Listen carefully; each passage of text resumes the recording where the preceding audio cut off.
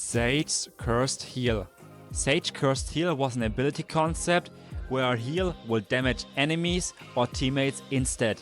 Riot rejected it. Yo, what's up everyone? Today I've got the most useless Valorant facts you ever hear. Like facts so pointless that you'll probably forget them before the video ends. Let's get into it. The official name for the diffuser is Spike Disabler. Yeah, nobody calls it that, and I refuse to start. Brimstone is Valorant's oldest agent, probably in his 50s, but hey, with those teams, he's still out sprinting some 20-year-olds. The highest buyout for a Valorant Pro was over $1 million. That was tense when he moved from C9 to Sentinels. Killjoy's turret has more kills in silver than some actual players. If you ever lost a 1v1 to it, I won't judge. Much. Bronze players are more likely to buy expensive skins than full shields. Like who needs armor when you have a $50 Vandal skin, right? Priorities. The most picked weapon in Iron isn't a Vandal or Phantom. It's the Stinger. That's actually kinda scary. Jet and Phoenix are the youngest agents, both around 20 years old. That explains why they play like they have zero responsibility in life.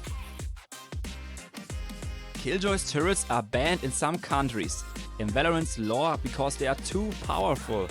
That's crazy, considering half the time they don't even hit their shots. The fastest recorded VCT match lasted just 36 minutes. If you ever felt bad about getting stomped in ranked, imagine losing a pro match in just 36 minutes. That's what happened when Immortals faced Lobster Car. That's not a match, that's a speedrun. Cloud9 signed Ye for $500,000 and then dropped him months later. That's like buying the most expensive skin in the shop, then refunding it because you lost your ranked games anyway. Reyna players in silver have the highest death rate, but don't worry, they still tell you they carried. Raze's Showstopper has the highest self-kill rate of any ultimate. Who needs enemies when you can blow up yourself? Brimstone's molly lasts longer than any other ability in the game. 8 full seconds! That's enough time to rethink your entire life. Valorant's beta had a different defuse system. Back in the beta days, you had to restart a spike defuse from zero if you stopped. No more half defuses. Imagine how chaotic that must have been. The Judge was once a sniper. At one point, the Judge shotgun had an insane range. It could 2-tap people from 20 plus meters. Basically a budget operator with a buckshot. Reyna's Leer was originally a flash. Reyna's Leer wasn't always a nearsighted ability. It was originally a full flashbang. Imagine how OP that would have been. A player once reached Immortal with only a pistol. The YouTuber Royal G just made it to Radiant using only classic. No rifles, no OPs, just poor aim diff. Let's go! They don't know how good they got it. They're thinking logically, Mike. Valorant was originally codenamed Project A.